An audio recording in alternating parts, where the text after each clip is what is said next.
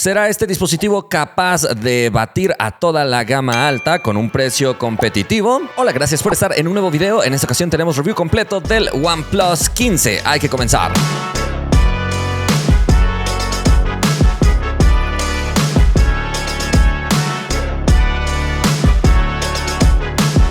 Estamos hablando del flagship de esta marca, que a pesar de ser flagship, lo distribuyen a un precio un poco más ajustado que lo que normalmente vemos en todos los demás flagships. En México, su precio de lanzamiento para la versión base de 12 GB de RAM y 256 GB de almacenamiento listado es de 23,999 pesos, $1,315 aproximadamente, pero inmediatamente le aplican una promoción de lanzamiento que en realidad es su precio real de 17,999 pesos, unos $986. Vamos a basarnos en ese precio porque el otro, la realidad de las cosas es que nunca existió. El dispositivo nunca estuvo a ese precio. Entonces, consideremos este precio porque es el que lo convierte en una opción competitiva. La opción de 512 GB tiene un precio listado tachado de 26,999 pesos, $1,480, pero el real es de 19,998 pesos. Así que considerando ambos precios reales, la verdad es que se puede convertir en una alternativa notablemente atractiva para quien busca un gama alta, pero no quiere gastar realmente todo lo que puede llegar a costar un dispositivo totalmente flagship. Aunque es cierto que sí tendrá algunos recortes donde se nota que no es un flagship completo, pero puede llegar a competir bastante bien contra algunos otros competidores serios que tiene, como el Xiaomi 15T Pro, Realme GT 8 Pro, incluso con Galaxy S25, aunque ese es un dispositivo más compacto, pero también tiene al Honor 400 Pro y al iPhone 17 e incluso al Oppo Find X9 entre sus competidores. La verdad es que en este segmento de gama alta cada vez son más competidores que tratan de llamar tu atención. Este solo tiene una distribución por Amazon y Mercado Libre en México, entonces creo que en ese sentido tendrá una pequeña desventaja porque no lo puedes conseguir tan fácilmente en tiendas físicas, pero esto obviamente en otros países es distinto. Acompáñame a conocerlo punto por punto para que tú me vayas dando tu opinión.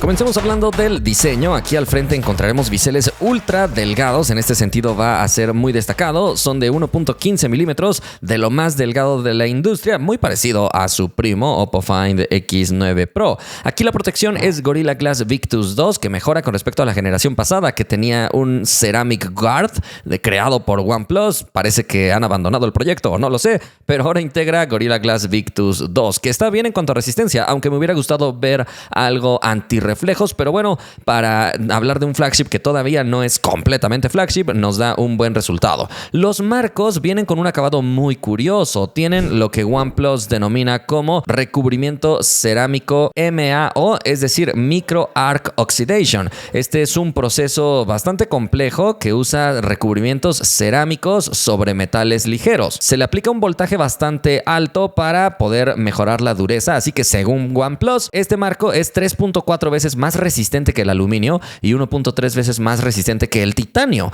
Así que está muy curioso. De hecho, este mismo material lo utilizan en el módulo de cámaras, así que debería ser bastante resistente contra caídas. En el costado derecho tenemos botones de volumen y botón de encendido. Todo este marco se percibe incluso suave al tacto, es muy agradable. En la parte superior tenemos micrófono y salida secundaria de audio, mientras que en la izquierda tenemos el botón especial de OnePlus que denominan como Plus Key, que es básicamente lo mismo que la Snap Key de Oppo, es decir, que solo va a funcionar con una pulsación prolongada, pero no lo podemos configurar para un toque simple, 2 toques o 3 toques. Me parece que sería más útil si le permitieran al usuario personalizarlo con diferentes activaciones. En la parte de abajo nos encontramos con la bandeja donde vamos a poder colocar 2 tarjetas nano SIM. Después están otros 2 micrófonos al lado del puerto USB-C y finalmente el altavoz principal con 2 perforaciones anchas. La tapa trasera es de cristal, pero con un acabado que también es muy suave al tacto. Es de lo más premium que he percibido en un dispositivo últimamente.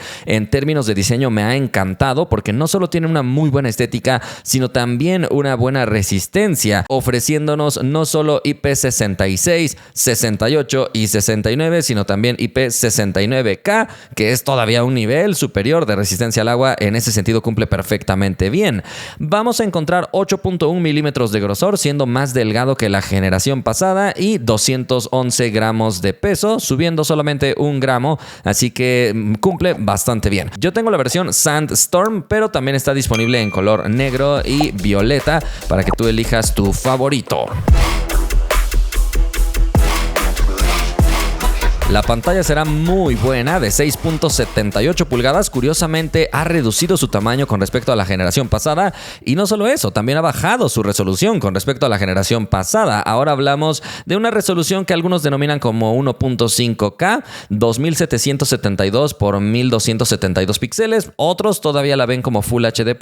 Depende de tu gusto, pero en general logra una densidad de 450 píxeles por pulgada. La generación pasada era Quad HD+, llegando a 510 píxeles por pulgada, así que sí perdemos nitidez, pero la verdad es que prácticamente es imperceptible a la distancia a la que solemos utilizar los smartphones. Entonces no veremos una pantalla que sea de menor calidad en cuanto a la nitidez. De hecho, el dispositivo será capaz de ajustar la resolución de forma automática. La mayoría del tiempo tendrá ajustada la resolución a Full HD, y cuando visualizas imágenes o algún contenido así, podrás subir un poco más la resolución para mejorar el detalle sin afectar tanto la batería. Además, utiliza tecnología AMOLED, así que va a ofrecernos contraste perfecto y colores intensos si así lo queremos.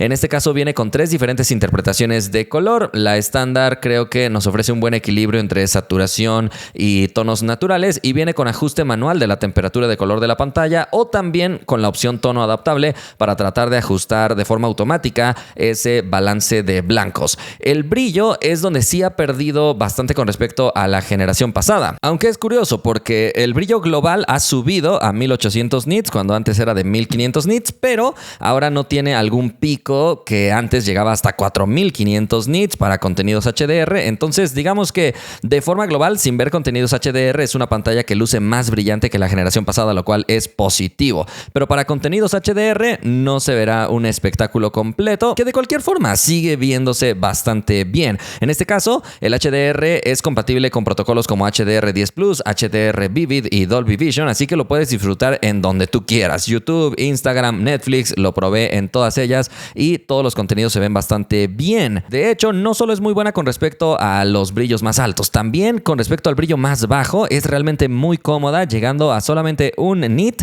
o incluso a través de las opciones de accesibilidad tienes la opción de reducir el punto blanco y podrías llegar hasta 0.5 nits. Súper cómoda para un uso en las noches. De hecho, si lo combinas con el modo oscuro y el modo de cuidado ocular, podrías disfrutar de una visualización bastante agradable en las noches. Y curiosamente, al estilo de los televisores, cuenta con algunos mejoradores de nitidez de imagen o también de optimización de color para tratar de forzar que los videos se vean como si fueran creados con HDR. Estas opciones vienen apagadas por default porque consumirían más batería, pero las puedes disfrutar si las quieres encender. Y por último, en este caso, la pantalla es capaz de variar su tasa de actualización desde 0 hasta 120 Hz de forma predeterminada, pero en la configuración también puedes elegir si quieres llegar hasta 165 Hz en escenarios concretos. Así que, como te darás cuenta, es una pantalla que realmente cumple en todos los sentidos como un dispositivo de gama alta. Se ve muy bien. Ahora hablemos de sonido. En este caso nos encontramos con configuración estéreo. 2 altavoces de excelente calidad. Aquí la verdad es que no han hecho ni un solo recorte. Se percibe la experiencia de un dispositivo completamente flagship, ya que no solo el altavoz principal tiene buena presencia de frecuencias graves, sino también el secundario. Y gracias a su salida a través del marco, también se percibe un sonido bastante amplio de excelente calidad. Escuchemos una pequeña prueba, pero recuerda que no es lo mismo escucharlo en vivo.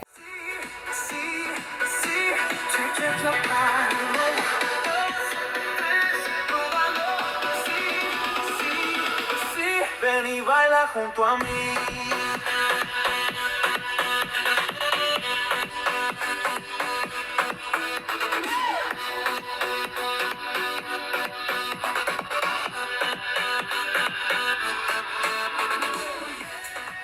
Voces en el aire, pura vibración. Cada frecuencia, mi corazón. En esta prueba somos tú y yo. Perdidos en el sonido, en el flow. En cuanto al software, trae todo lo que ya conocemos de esta familia, sin acceso a un ecualizador para los altavoces, con funciones de sonido envolvente, entre otras cosas. A partir de este momento haré mucha referencia al Oppo Find X9 Pro, que es su primo. Algunos dicen que se parecen en exceso, la verdad es que sí hay diferencias bastante claras, pero al menos en el software sí serán muy similares. Así que todas las funciones de sonido son exactamente iguales a las de ese modelo, así que te invito a que vayas a ver el video review del Oppo Find X9 Pro en esta sección si quieres conocer todo en detalle, ya que incluso trae el mismo soporte de códecs de alta resolución, la misma función de voz clara para las llamadas, pero lo que sí vamos a probar es el hardware de sus micrófonos en la prueba de concierto. Vamos a revisar qué tal se comportan.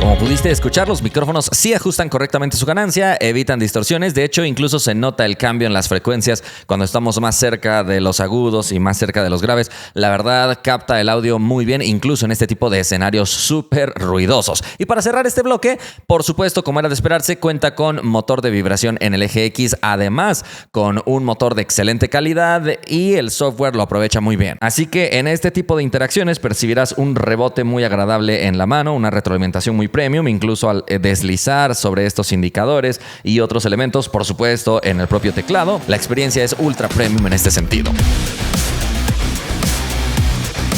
La cámara frontal es de 32 megapíxeles con un lente que tiene apertura f2.4 y enfoque automático. Curiosamente, el sensor es RGBW, es decir, integra píxeles blancos, además del rojo, verde y azul, que permite capturar más luz en teoría. Se trata del IMX709, trabajado en colaboración con Sony. Es interesante, es una evolución importante con respecto a la generación pasada, que tenía enfoque fijo y era un sensor más sencillo. En un momento veremos los resultados. En este caso tenemos varios métodos de apertura rápida. Podemos pulsar, por ejemplo, uno de los botones de volumen con la pantalla apagada, o incluso dibujar una O si lo quieres configurar de esa manera, pero también va a soportar el doble toque en el botón de encendido para habilitar esta opción, aunque por supuesto eso necesitas configurarlo para que realmente funcione. Ahí está, una vez que lo tienes, observa que sí abre rápido cuando está bloqueado, desbloqueado o en cualquier entorno. Vamos a darle un pequeño vistazo a cómo reacciona. La verdad es que en ese sentido se comporta bastante bien. Y bueno, a nivel de software viene con las mismas características que vemos en su primo Oppo Find X9 Pro, también con los mismos métodos de captura rápida que facilitan la vida. Así que si quieres conocer en detalle el software, ve a ver el video de su primo. Porque si no lo sabías, OnePlus y Oppo son exactamente el mismo grupo, pero no solo el mismo grupo, sino la misma marca. Anteriormente estaban separadas, pero hace algunas generaciones se unieron por completo, entonces por eso se parecerán mucho. Observa que las selfies tienen un buen nivel de detalle, en ese sentido me agrada. El color yo diría que no es tan preciso en este caso. Recuerda que nos ofrece también diferentes ángulos como para recortar las fotografías, para tener otro tipo de perspectivas, y al combinar esto con el enfoque automático, por supuesto que sí podrías llegar a mostrar objetos pequeñitos en tus fotografías con la cámara frontal. En ese sentido cumple perfectamente con lo que esperaríamos de un dispositivo de la gama alta. Observa que en escenarios a contraluz la vista previa todavía no está muy bien optimizada, aunque hace un buen esfuerzo, y el resultado después de tomar la fotografía sí me ha gustado bastante, manteniendo un buen contraste y un buen nivel de detalle en este tipo de escenarios a contraluz. En las noches, observa que vamos a tener también un buen resultado. Creo que la cámara hace un buen trabajo controlando bien el ruido, todavía manteniendo un buen nivel de detalle, aunque de forma predeterminada la pantalla trata de iluminarte con una especie de flash artificial que personalmente no me gusta por cómo se refleja en los lentes, pero lo puedes desactivar perfectamente y sigue manteniendo una una buena calidad en la fotografía con respecto al detalle que tiene en tu rostro, además controlando bien el ruido de las zonas más oscuras, aunque no expone tan correctamente las zonas más iluminadas.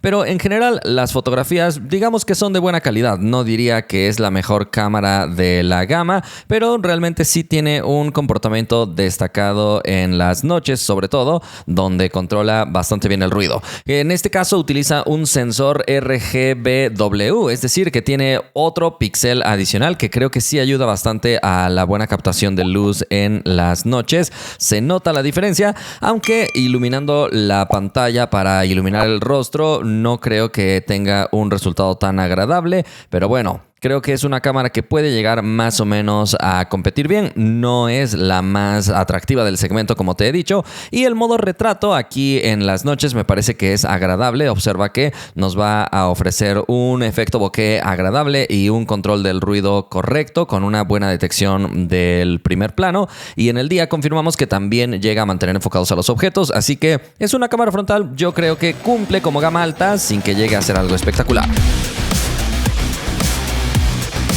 En la parte trasera nos encontramos con cámara ultra wide de 16 milímetros con apertura f2.0 y enfoque automático con un sensor de 50 megapíxeles. Después nos encontramos la cámara principal de 24 milímetros con apertura f1.8, enfoque automático y estabilización óptica con otro sensor de 50 megapíxeles. Y para terminar, la cámara de 85 milímetros con apertura f2.8, enfoque automático y estabilización óptica también con un sensor de 50 megapíxeles. Aquí hay que notar que la generación pasada tenía un lente telefoto un poco más corto, pero con mejor apertura. Así que ahora nos ofrecen un poco más de zoom, pero con una apertura más cerrada que provoca menos entrada de luz. Pero bueno, ese cambio todavía lo puedo llegar a entender porque nos ofrece más zoom, así que es normal. Lo que no entiendo es por qué han dado pasos hacia atrás en los tres sensores. Si bien mantienen 50 megapíxeles igual que la generación pasada, y eso podría darnos a entender que no hubo cambios, la realidad de las cosas es que si te vas a ver los detalles específicos de cada sensor, sí hay retrocesos en todos. Por ejemplo, la cámara ultra wide anteriormente tenía el ISOCELL JN5,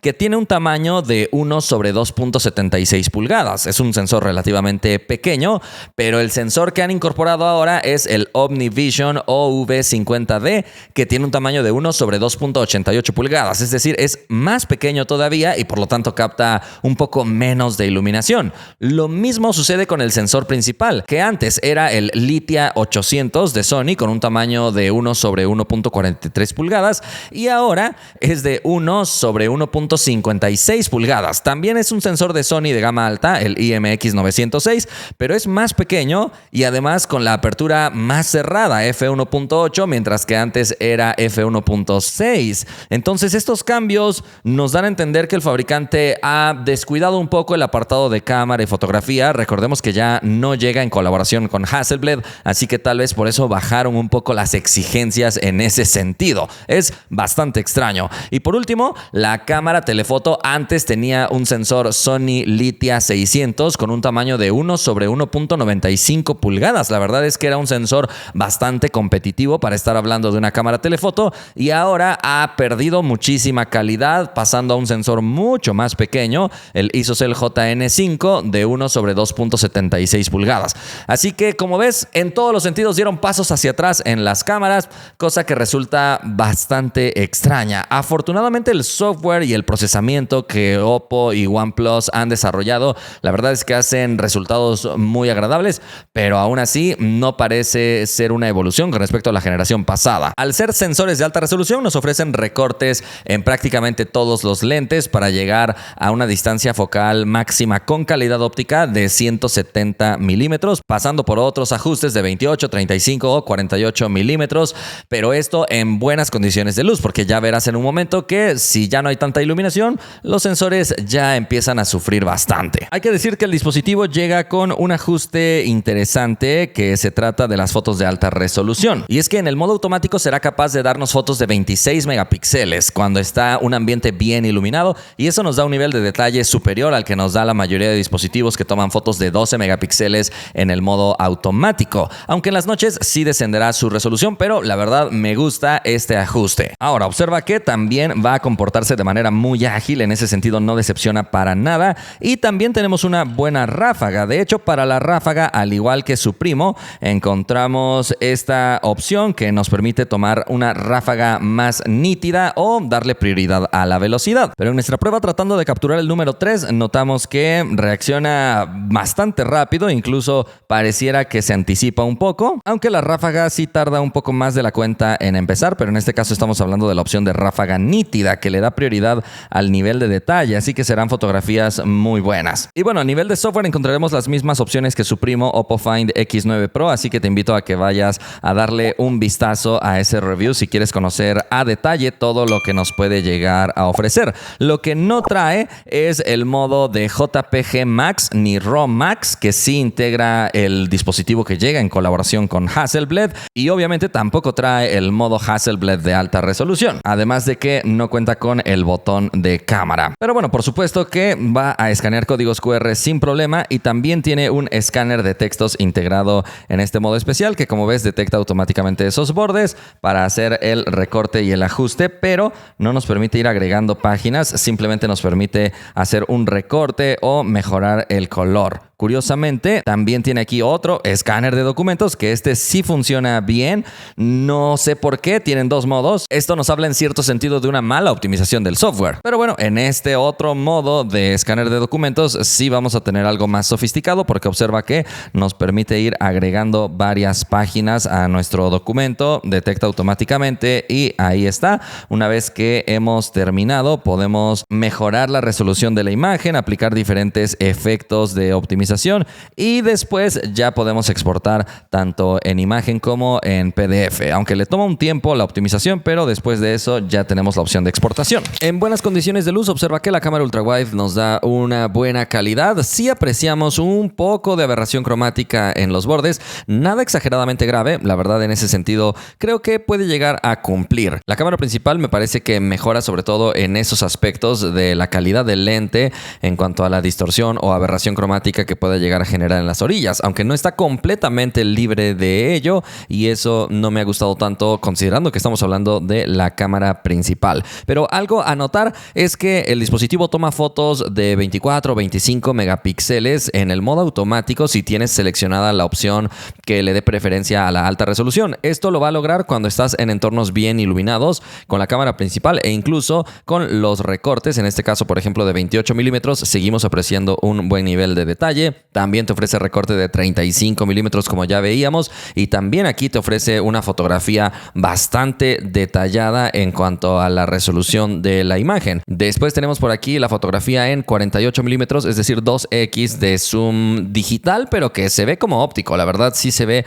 bastante bien el nivel de detalle, sobre todo si no aplicas mucho zoom para ver más de cerca la imagen. Después saltamos a la cámara telefoto de 85 milímetros, que ya te contaba que tiene una apertura más cerrada, entonces nos da más distancia pero menos luz, que en este tipo de condiciones en el día prácticamente no se percibe esa pérdida en la apertura, pero ya veremos en un momento en otras pruebas. Por ahora déjame mostrarte que también nos ofrece el recorte de 170 milímetros, y en este caso cuando hay un rostro presente en la imagen observarás que los recortes de diferentes distancias van a verse con menos detalle. Yo diría que hasta 10x, como en este caso 243 milímetros, nos va a ofrecer una buena calidad de fotografía en cualquier tipo de situación. Más allá de eso, observa que con rostros presentes vas a notar un resultado como de acuarela. No se ve tan optimizado porque aquí la inteligencia artificial no puede ayudar demasiado, ya que no conoce los rostros. Entonces, en el zoom más lejano que permite, que es de 120x,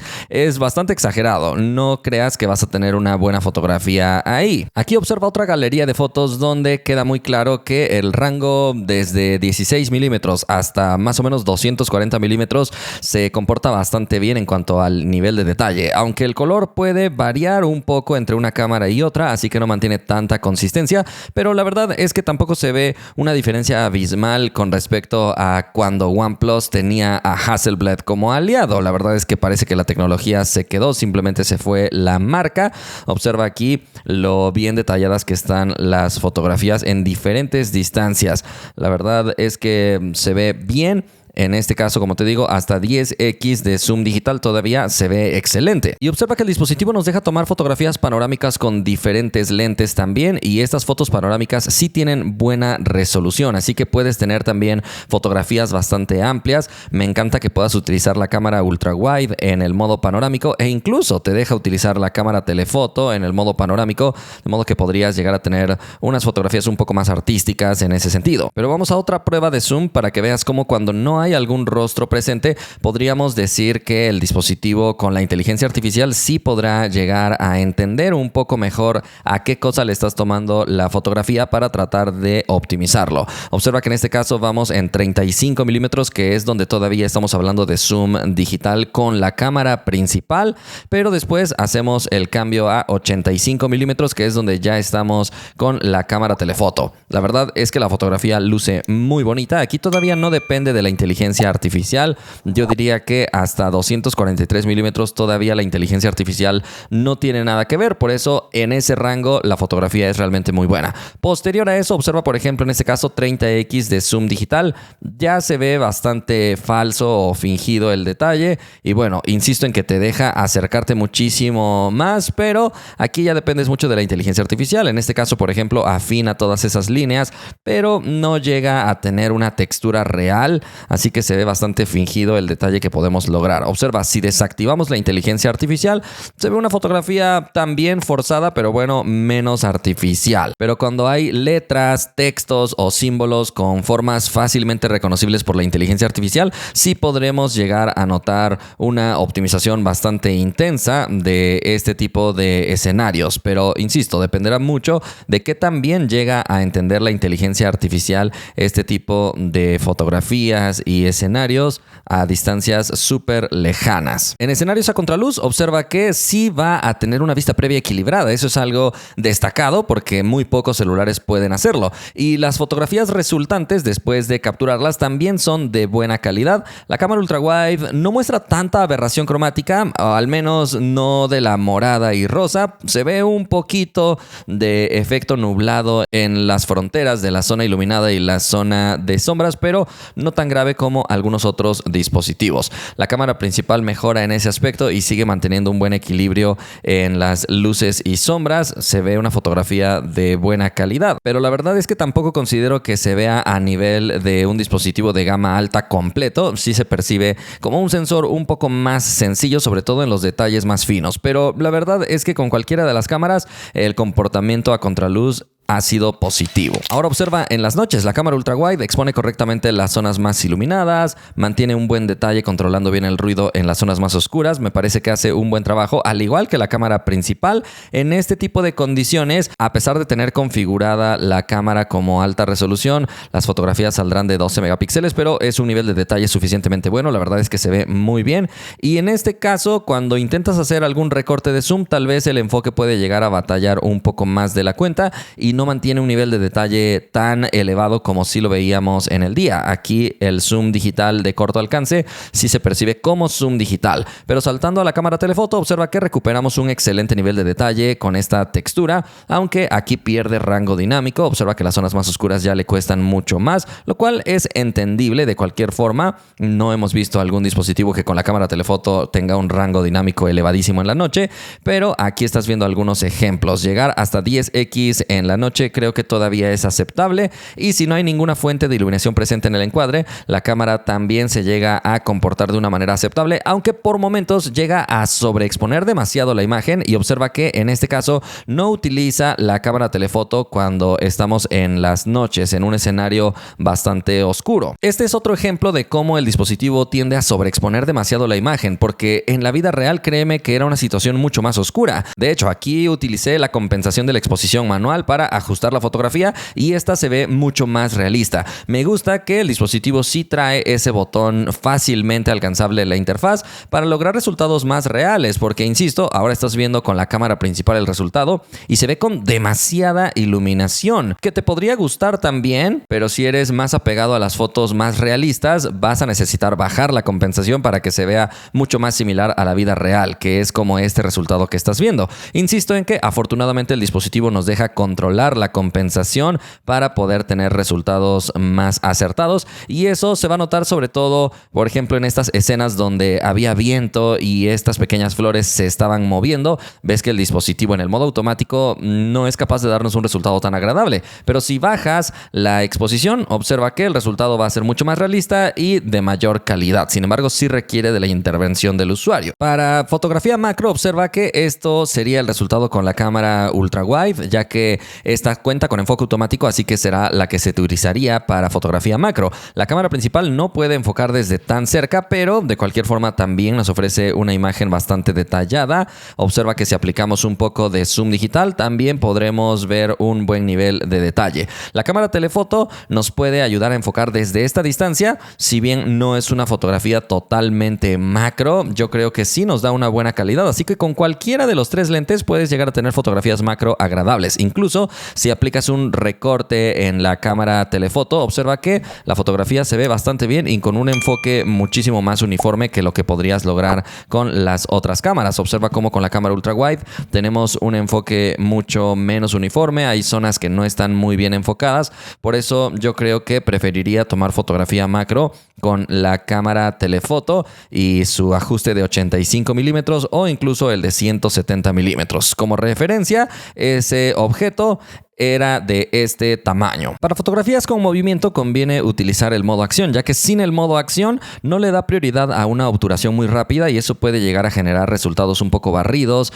con algunas deformaciones que se resaltarán sobre todo si estás utilizando mucho zoom. Pero observa que cuando enciendes el modo acción, obtura muchísimo más rápido y por lo tanto genera menos desenfoques, menos barridos e incluso un poco menos de distorsiones, aunque no las resuelve por completo, pero sí hay una mejora muy importante. Observa otra vez con zoom. En este caso, si desactivamos el modo acción, va a salir una escena mucho más movida, así que funciona bien. Y para fotografía de retrato es un dispositivo que tiene un buen comportamiento, te deja tomar fotografías desde diferentes distancias focales y observa que va a tener buenos detalles, un efecto bokeh agradable para el fondo y una detección positiva del primer plano que genera una fotografía de retrato muy natural. Observa las fotografías con el lente de 85 milímetros, realmente me han gustado bastante. Logra tener muy buena textura y colores que también son precisos. Además, puedes seleccionar diferentes ajustes de color como para ir jugueteando con la colorización de tu imagen, y la verdad es que lo hace bastante bien porque no solo mueve el color, sino también el contraste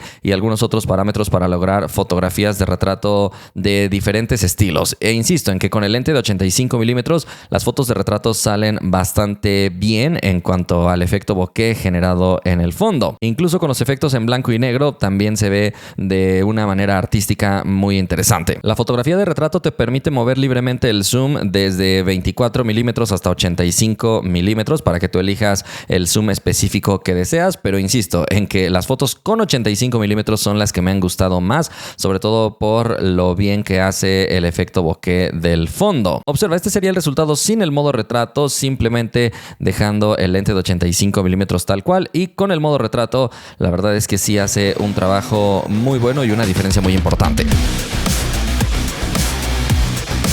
Para la grabación de video encontraremos 8K a 30 fotogramas por segundo disponible con la cámara principal, también 4K a 120 fotogramas por segundo disponible para la principal y la telefoto. Esta, digamos que es una mejora con respecto a la generación pasada que no tenía esta opción. Y por último, puedes grabar también en 4K a 60 fotogramas por segundo con cualquiera de las cámaras, dándonos una experiencia a nivel flagship en cuanto a compatibilidad de las resoluciones y tasas disponibles. Y para la grabación de video, otra vez, repite fórmula con las mismas funciones que su primo Oppo Find X9 Pro, así que por ahí puedes ir a ver ese contenido si quieres conocer en detalle. Lo que hay que destacar aquí es que ya nos permite rotar a la cámara frontal sin detener la grabación de video, algo que hace varias generaciones no se podía. Y en el modo de video profesional, al igual que su primo, sí tiene la grabación en log con soporte para cargar algunos LUTs en caso de que tuvieras la duda. Pero insisto, si quieres ver en detalle todas sus funciones de software, te invito a que vayas a ver el video de su primo. Aquí tienes un ejemplo grabado en 8K, todavía escalado para que quepa en 4K, pero la utilidad es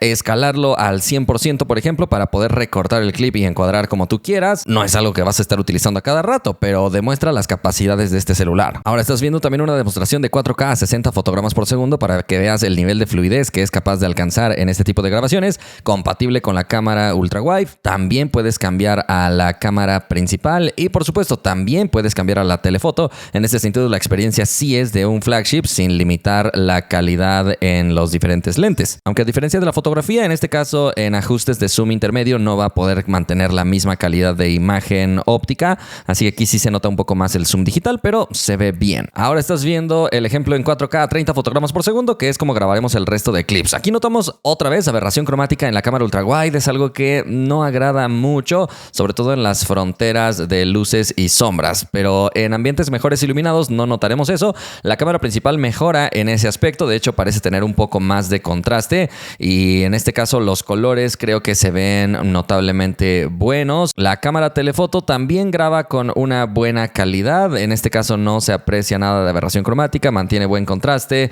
buenos colores, aunque ya se empieza a apreciar que tal vez el rango dinámico no será de lo mejor, pero vamos a ver los demás clips. Aquí tenemos la grabación específicamente a contraluz, donde confirmamos que la cámara ultra wide genera bastante más aberración cromática de lo que nos gustaría. Incluso se ve un poco de ruido por ahí o granulado presente en las zonas más oscuras, que para un flagship ya se queda bastante corto. Sí se percibe como un video de un dispositivo de gama media premium, pero no totalmente de un flagship. Aquí es donde parece que han recortado un poco del presupuesto. Cambiando a la cámara principal mejora, pero todavía se nota un poco esa aberración cromática en las zonas más complicadas. Sin embargo, el equilibrio de luces y sombras que hace es notablemente bueno, no sobreexpone ni quema ninguna de las zonas más iluminadas, en ese sentido se comporta bastante bien. Y la cámara telefoto, como verás, también hace un trabajo suficientemente bueno equilibrando luces y sombras, incluso si hay rostros presentes o se salen del encuadre. En este caso, el dispositivo también integra un modo de grabación HDR que puedes visualizar en monitores compatibles, así que tú estás viendo una conversión,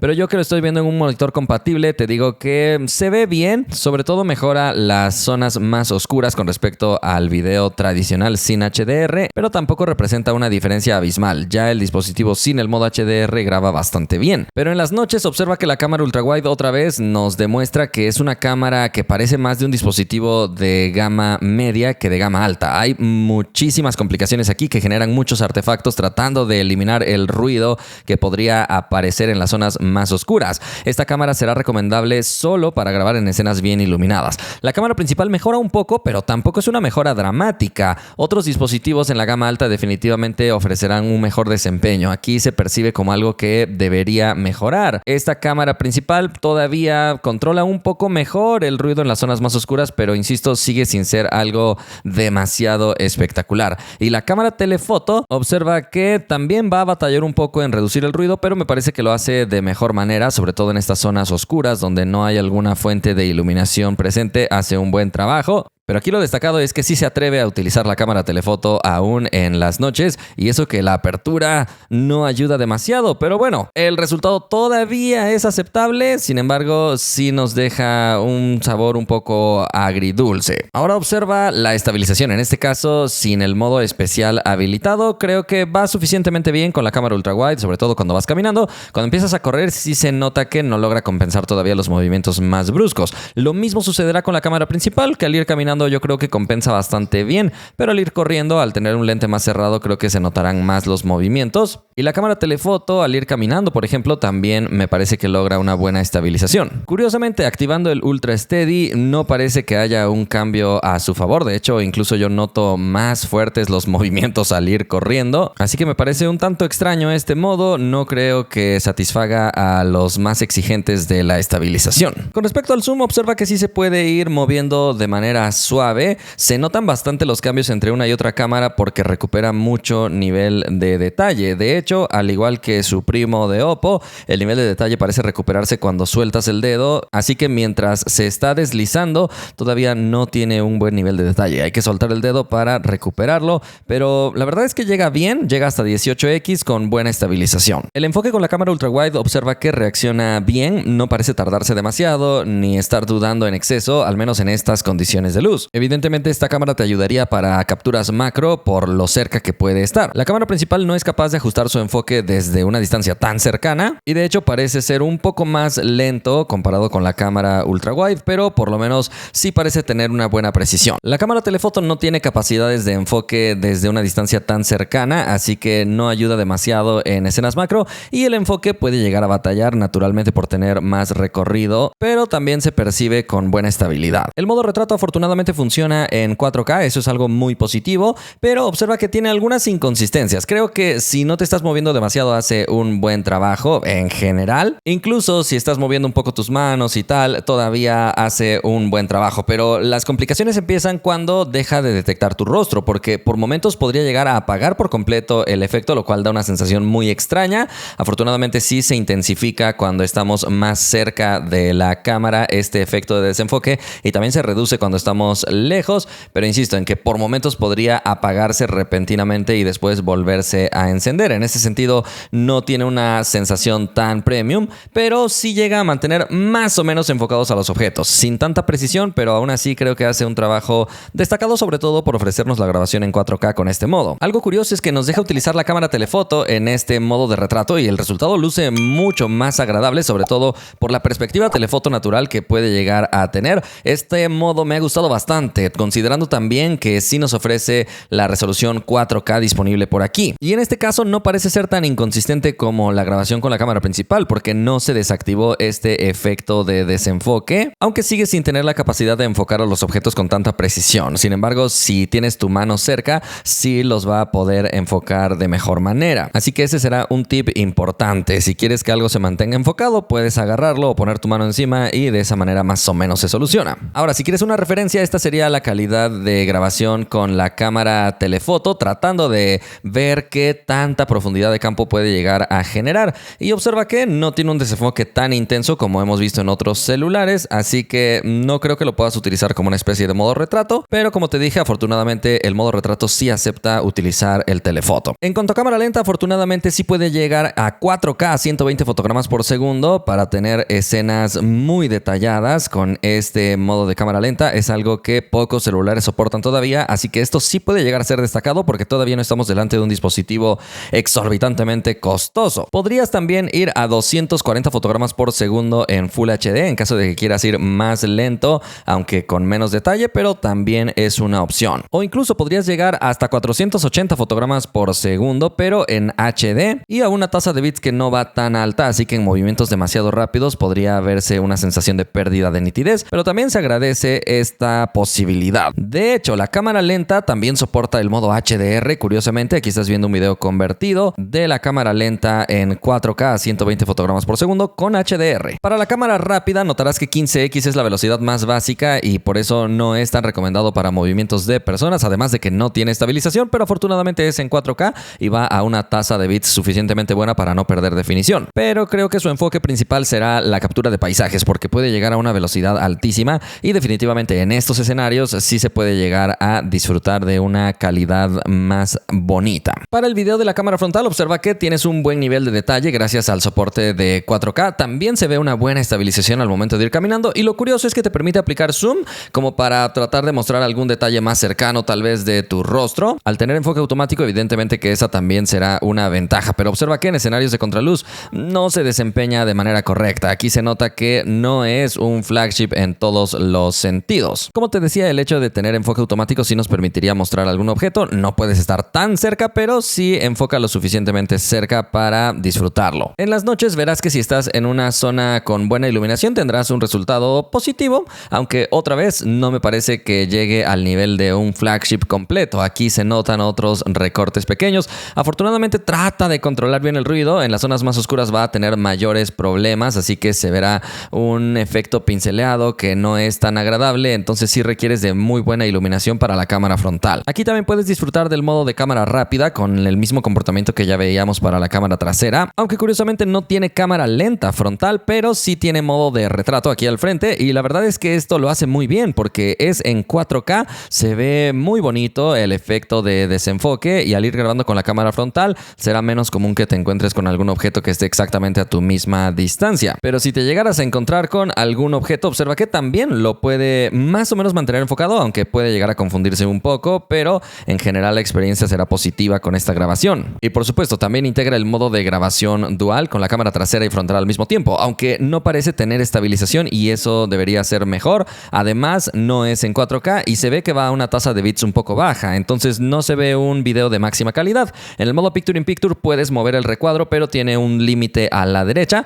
Afortunadamente sí mantiene habilitado el enfoque automático y también la posibilidad de hacer zoom, así que tiene algunas cosas muy destacadas, pero la calidad de imagen realmente no llega a satisfacer para ser un dispositivo de la gama alta. También podrías utilizar el modo Picture in Picture redondo con el mismo comportamiento que ya te contaba, o también podrías cambiar a un modo de pantalla dividida por la mitad exactamente, aunque necesitas detener la grabación y volverla a empezar antes de que te permita hacer este cambio. Incluso para rotar la posición de las cámaras debes detener la grabación y volverla a empezar, así que ahí pierdes un poquito de versatilidad. Y también podrías colocar la cámara frontal como la protagonista en el modo Picture in Picture, pero deteniendo la grabación primero.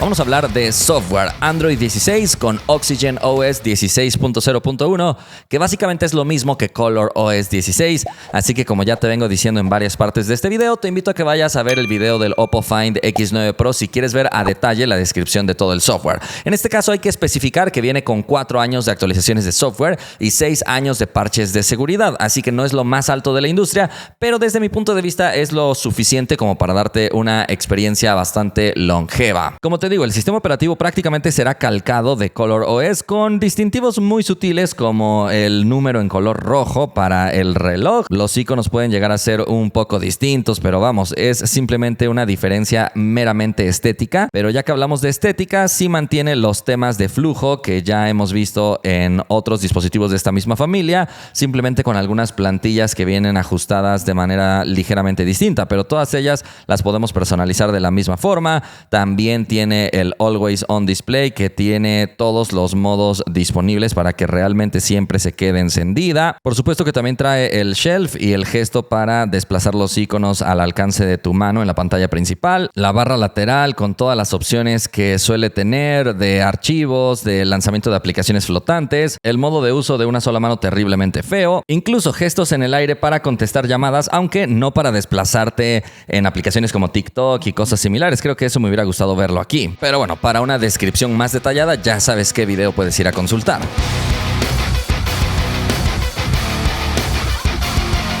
Con respecto a funciones de inteligencia artificial, sucede lo mismo que ya te he comentado en el bloque de software. Al ser primo del Oppo Find X9 Pro, tendrá heredado el mismo software, a excepción de la aplicación AI Studio, que no está disponible en este celular, ni tampoco la aplicación de documentos, que parece que la han reservado para Oppo. Esa te permite traducir y resumir documentos PDF, Doc y PowerPoint. Eso no está disponible aquí, curiosamente. Pero lo que sí trae es MindSpace, que utiliza el botón que está en este costado, aunque si lo configuras para abrir la cámara o para otra cosa, se deshabilitaría la opción. Pero como sabes, te permite de alguna manera ir organizando capturas de pantalla para tener una información un poco más clara, o te permite grabar rápidamente notas de voz con pendientes que puedas llegar a tener, y después le puedes hacer preguntas a esta inteligencia artificial para que te dé respuestas de lo que tú has guardado. Está bastante interesante, ya que incluso puede detectar fechas de algún evento que estés viendo en la pantalla para guardar ese evento directamente en tu calendario. Y bueno, también nos ofrece las herramientas como el escritor, traducción y transcripción con IA, además de todas las opciones de IA en el editor de fotografías, que son bastante avanzadas. Si quieres verlas en detalle, ya sabes, ve a ver el video del Oppo Find X9 Pro. Ya solamente resta contarte que en cuanto a las funciones de Google, afortunadamente sí integra Circle to Search, que nos permitiría, por ejemplo, mantener sobre la barra de navegación para traducir el texto que está en nuestra pantalla, o también para señalar algo que que queremos buscar específicamente. Así que definitivamente que sí tenemos buenas opciones en ese sentido y por supuesto que tenemos acceso a Gemini manteniendo pulsado el botón de encendido para platicar con este asistente y puedes incluso compartirle tu pantalla en vivo o tu cámara también, aunque esta función la tienen todos los Android, pero menciono su existencia nada más. Para la seguridad, nos encontramos con un lector de huellas ultrasónico, así que reacciona realmente muy rápido, no emite ninguna molesta luz y se puede reconocer incluso si tu huella está un poco mojada. Soporta hasta 5 registros y sí te permite cambiar la animación de desbloqueo. Todas las funciones de software están calcadas del Oppo Find X9 Pro, como el reconocimiento facial, ocultamiento inteligente de notificaciones, protección de pagos, el bloqueo y ocultamiento de aplicaciones, la caja fuerte, opción para clonar el sistema y también clonar aplicaciones, el modo niños e incluso la colaboración con Avast dentro de la aplicación de seguridad para tener un análisis contra malware, así que todo lo puedes ver en detalle en ese review.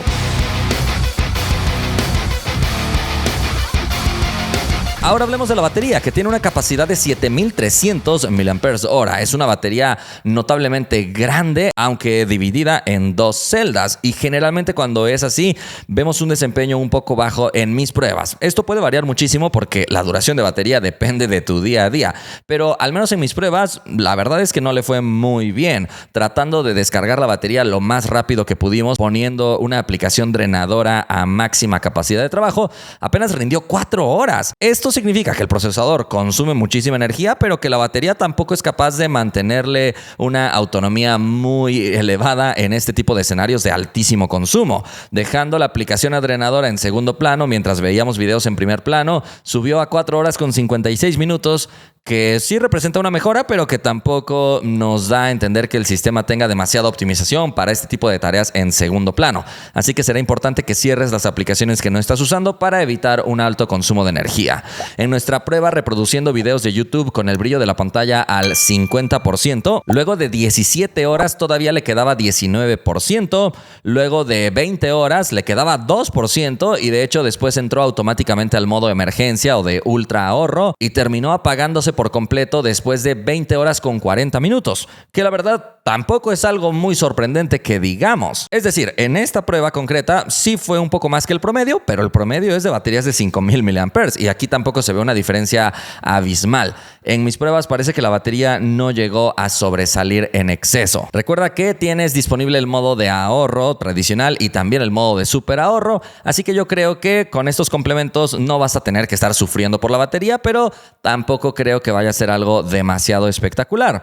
En este caso soporta carga de 120 watts, algo que es muy positivo, pero el cargador se vende por separado, algo que es muy negativo. Y en mis pruebas pasó algo curioso, porque si observas la gráfica, parece toparse a 60 watts en el pico inicial de carga, lo cual me da a entender que en realidad le está mandando 60 watts a ambas celdas de la batería, así que no sé muy bien cómo funciona este tema, pero pareciera que puede llegar a aprovechar la potencia máxima del cargador, que se expresa como 120 watts, aunque en realidad físicamente salen 60 watts multiplicados por 2, no lo sé, pero es curioso. Con 15 minutos llegó hasta el 39%, lo cual ya es bastante bueno. Con 30 minutos llegó hasta el 67% y la carga completa la terminó en 50 minutos. Así que realmente sí carga rápido, simplemente resulta curioso ver la corriente específica. Pero queda claro que sí puedes disfrutar de carga rápida. Y con respecto a la carga inalámbrica, también puede ser rápida de 50 watts, dando una experiencia completa de flagship. También incluye carga inalámbrica inversa para poner a cargar algún accesorio en la espalda del celular. Y para cuidar la durabilidad de la batería, también incorpora carga inteligente y bloqueo de carga con porcentaje personalizado entre 80 y 100%.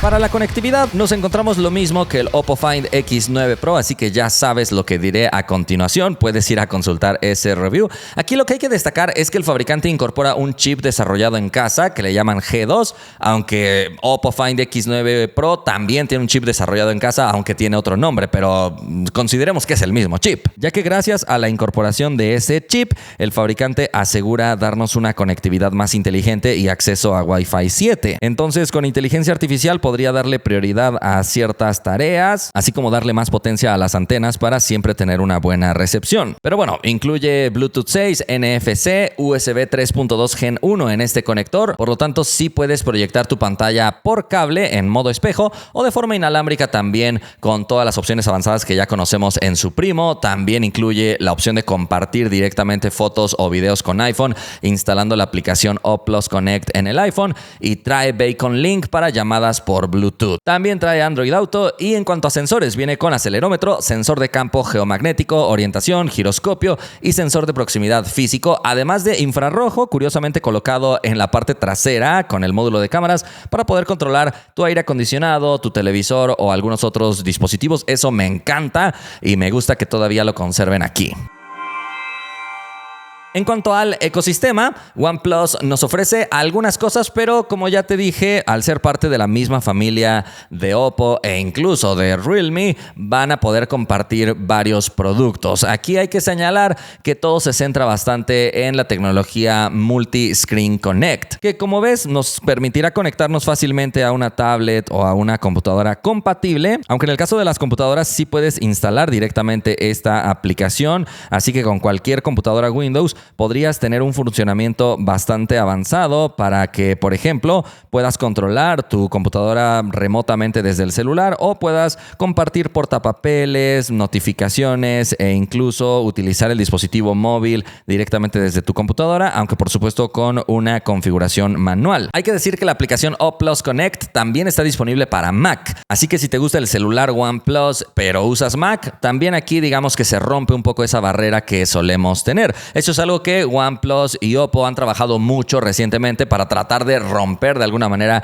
el ecosistema de Apple y poder interactuar un poco mejor con estos dispositivos. Además, incluye las propias tecnologías de Android desarrolladas por Google, como QuickShare, Google FastPair para vinculación rápida de dispositivos, pero en servicios OnePlus no es una marca que se vea tan fuerte, así que también depende un poco de Google, porque no ofrece su propio servicio en la nube ni su propia aplicación para controlar dispositivos del hogar y cosas similares.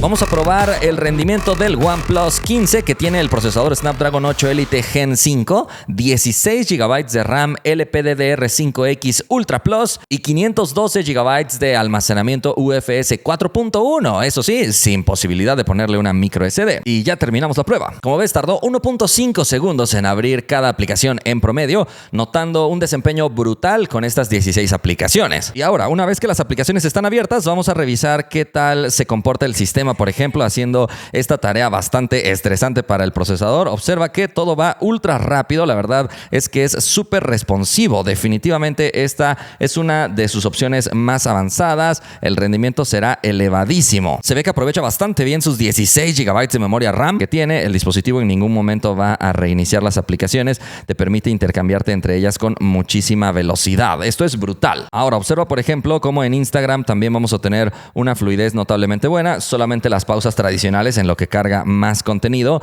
pero la realidad de las cosas es que va muy bien, no se queda congelada en ningún momento. Observa, por ejemplo, aquí, navegando también en TikTok, vamos a navegar ahora en X, por ejemplo, y en todos los casos el dispositivo se ha comportado realmente muy fluido, no tiene ningún tipo de problema. Y por supuesto que incluso en efectos gráficos complejos que tienen que procesarse en tiempo real, también encontraremos algo notablemente bueno en este dispositivo. También podrías utilizar memoria RAM virtual. De hecho, viene encendida por default con 12 GB adicionales. La verdad no creo que sea necesario, pero si lo necesitas, ahí está disponible. Normalmente no funciona, pero bueno. En el almacenamiento yo tengo la versión de 512 GB, así que tengo muchísimo espacio. De hecho, esta versión será más recomendada porque en un dispositivo tan poderoso que tiene tan buenas cámaras y más, creo que lo puedes llegar a llenar con facilidad si grabas muchos videos o tomas muchas fotos de alta calidad. Por eso es más recomendable esta versión, que además tampoco es que se vaya a un precio exagerado como sí podríamos notar en otros flagships. E incluso nos da opción de limpiar el almacenamiento con facilidad gracias a este depurador de WhatsApp, Instagram y Facebook, sugerencias de eliminar fotografías en ráfaga y otro análisis para ver los archivos más pesados. Aquí se comporta bastante bien. Pero ya sabes que una cosa es la capacidad del almacenamiento y otra su velocidad. En este caso el fabricante promete que es UFS 4.1, así que debería ser ultra veloz. Vamos a probarlo. Aquí estamos ejecutando la prueba para que tú mismo puedas ver los resultados. Y observa, la lectura llegó a 3.994.7 megabytes por segundo. La escritura 3.791.7 megabytes por segundo. Aunque curiosamente la memoria RAM no la veo tan rápida en su escritura. Pero bueno, tenemos 1.535.1 megabytes por segundo. Eso para lectura, y en escritura 931.1 megabytes por segundo. Bueno, vamos a pruebas reales. Aquí ya tenemos listo nuestro proyecto de video que vamos a exportar. Observa que el flujo de trabajo reacciona bastante bien. Vamos a exportar. Será un proyecto en 4K como debe ser en un dispositivo de esta gama. Te recuerdo que estamos utilizando clips grabados con este dispositivo que unidos uno tras otro nos dan una duración total de 1 minuto. Y ya está, unos 19 segundos más o menos. Yo creo que le fue bastante bien, aunque creo que no ha sido el más rápido o el más poderoso en esta prueba, pero está bien.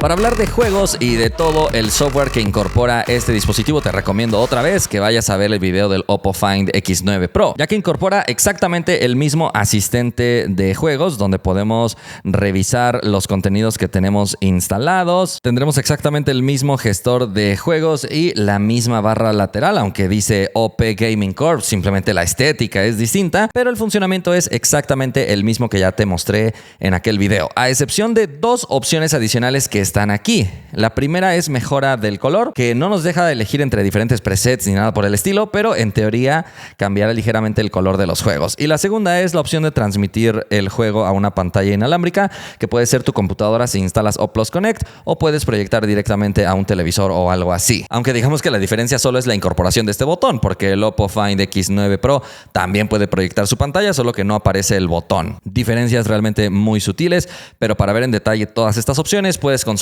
ese video review. Vamos a revisar qué tal le fue en las pruebas. En Call of Duty, de forma predeterminada, tenemos la calidad gráfica muy alta a una tasa máxima, como era de esperarse en un dispositivo de la gama alta. Podemos también subir a la calidad gráfica máxima y observa que en ese sentido tendría una excelente compatibilidad con prácticamente todos los efectos adicionales. Si quieres la tasa ultra, los gráficos descienden al nivel medio y ya no hay tantas opciones gráficas como en el otro modo, pero de cualquier forma todavía hay disponibles varios efectos. Así que, como de costumbre, primero le dimos prioridad a la calidad gráfica máxima y en este sentido nos dio 60 fotogramas por segundo en promedio. La experiencia ha sido realmente muy buena, de acuerdo a lo esperado. Es un procesador realmente muy potente, así que puede ejecutar los gráficos sin ningún problema. Además, en este caso controló suficientemente bien su temperatura y la pantalla respondía bastante bien. De hecho, el fabricante tiene un chip especial para la respuesta de la pantalla que le permite llegar a 3200 Hz en el muestreo táctil, que definitivamente se nota. Dándole prioridad a la tasa de actualización, observa que sí fue capaz de llegar a 120 fotogramas por segundo en promedio. Genial,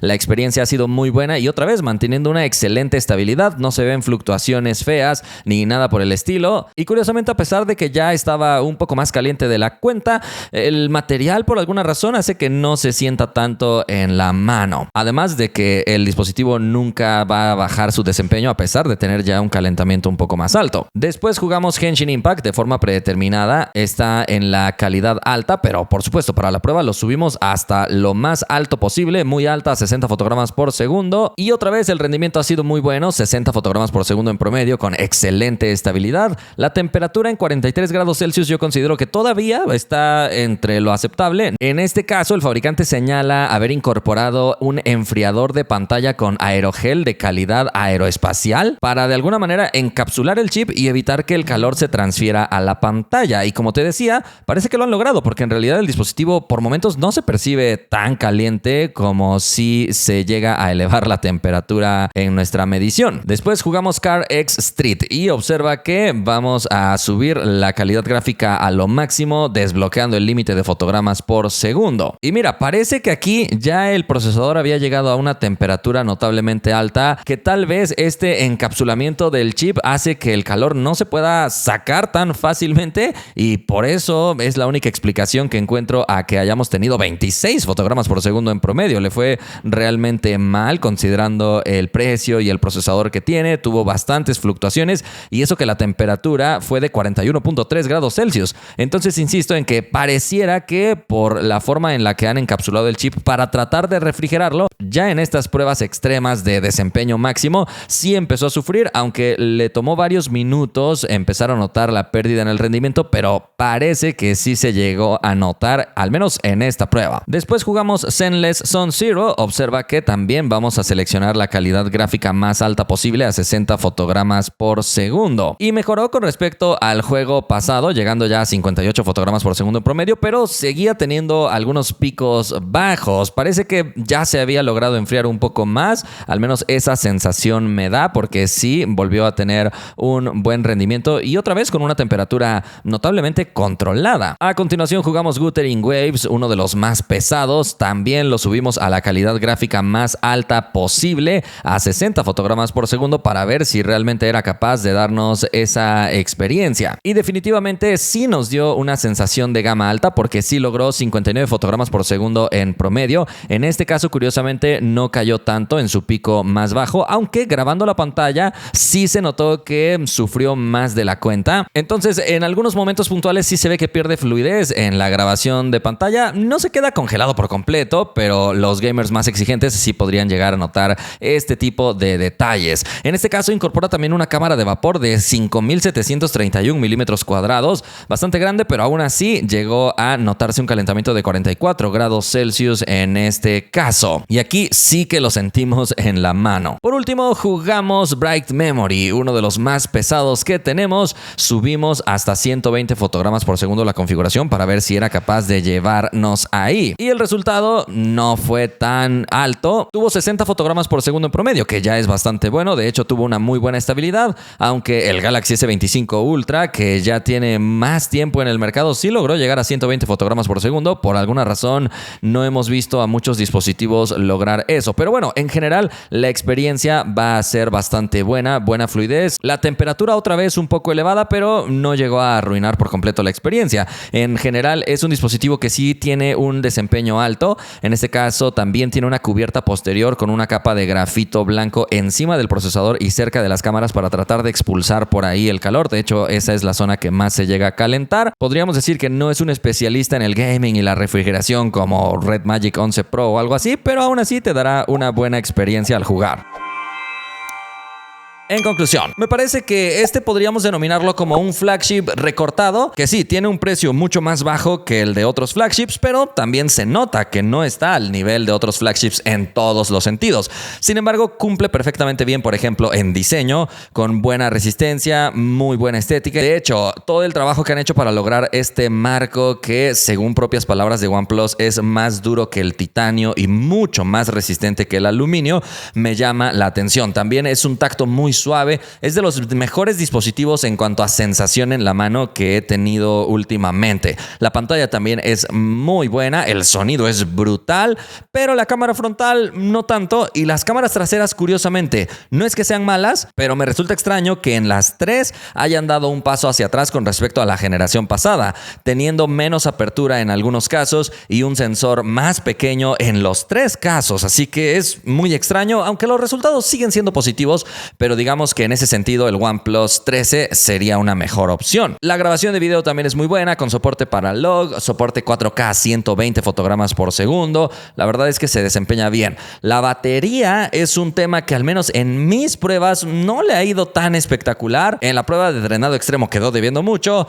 En la prueba de reproducción de videos de YouTube tampoco llegó a ser tan sorprendente. Pero insisto, eso es en mis pruebas, porque la duración de batería depende de tu día a día. La potencia de carga sí llega a ser algo positivo en cuanto a los tiempos, porque va a cargar en menos de una hora. La conectividad también está al nivel de flagship, como era de esperarse. Sí trae carga inalámbrica inversa, y en el rendimiento también se nota que es un flagship completo. Es muy veloz, muy buen desempeño, así que no diremos que es un dispositivo completamente espectacular por el precio que tiene, pero sí es muy competitivo en este nivel de precio. Por el momento hemos llegado al final de este video. Espero que te haya gustado. Si fue así, ya sabes que puedes indicarlo, y nosotros nos vemos la próxima. Gracias por haber visto este contenido. La mejor manera de apoyar mi trabajo es viendo, comentando y compartiendo, así que muchísimas gracias a todos los que hacen esto. Si deseas apoyar de otra manera mi contenido, puedes unirte a los miembros con el enlace que te dejo en la descripción. Hay varios niveles. Si eliges el nivel fan del recuento, tu nombre aparecerá en los créditos finales de mi sección de noticias. Si eliges partner del recuento, tu nombre será mencionado al inicio y tendrás acceso prioritario al recuento en cuanto se termina de editar. Y finalmente puedes elegir el nivel All Access, que además de los beneficios anteriores te da acceso anticipado a unboxings, reviews y otros videos inmediatamente cuando los terminamos de editar. Y también te da acceso a blogs de viaje, detrás de cámaras y bloopers. Nuevamente, muchísimas gracias por apoyar mi contenido.